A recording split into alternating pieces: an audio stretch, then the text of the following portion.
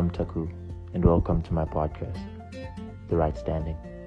In this episode of Starting Isn't Everything, we're going to be talking about consistency and discipline, something we've been meaning to talk about for a long time now, and I hope you're well and so excited to hear about it. Well, in the last episode, the last statement we said was 10 lines every day, the same book will make you an author by the end of the year. Well, that is true. It's definitely true. Now, how do you become consistent and how do you become disciplined? That's the topic for another day. Today, we're just going to be talking about what discipline is and what consistency is. So, what is discipline? Well, discipline is the ability to tell yourself that you're not going to do something and you don't, or you're going to do something and you do it. This discipline, the ability to stand to yourself and say, "Hey, Betty, you were wrong."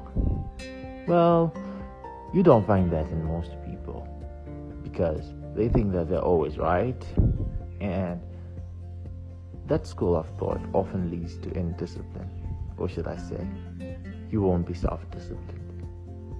And the fact that it's called self-discipline simply implies that it's self-imposed. So, nobody has to monitor you. Nobody has to be looking over you. This discipline comes from within and goes out. Well, this form of discipline is the one that produces character and personality. So it's very important.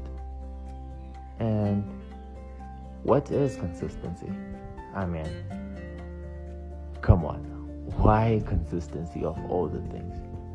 We could have done all things random. Like, most people think that life is random and each day you wake up, things can just go the other way.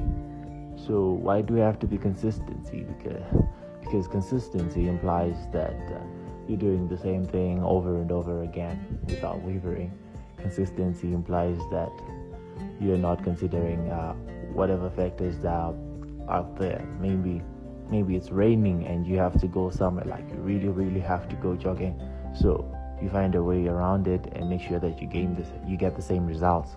So now it seems like we're contradicting with what most people think as the rule of life. Like, things go random, things just happen, and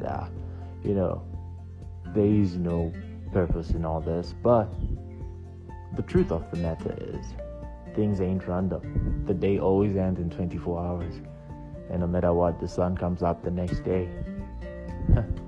Even the world is consistent. How fun is that? It's amazing, right? So, with consistency, we have to be able to do the same thing all over and over again, regardless of how boring it is. Now, referring to the first statement that was said, it is a full definition of consistency. So 10 lines implies that you're giving yourself specificity. Each day is also another declaration of specificity, but in this case, it's time. The first one is quantity, and the other one is time. Each day, same book. This is now referring to the material you're going to use, or should I say, positioning, where you're going to be doing it. So, we have time, we have quantity, and we have the space, position, occupation, whatever you would want to call it, those three. And then what do we have? We have a time frame. So the first one is a fixed time. The other one is a time frame. Now, the advantage of consistency is that though you might not realize the results in the first few days, but continuously doing it will give you the results that you desire. For example, if you are consistent, you don't have to strain yourself at one point in order to achieve it, just in case you might break. You just have to do things gradually, gradually, and get there. So, when you're consistent, you don't strain yourself by doing a lot of things at once, but you're doing them little by little until they break enough for you to see them. That's the advantage of consistency. And when you're consistent, you're able to do multiple stuff because you're just writing 10 lines in one day. Come on, how long can that take? 10 minutes? I don't think so. But still, that's the advantage of consistency.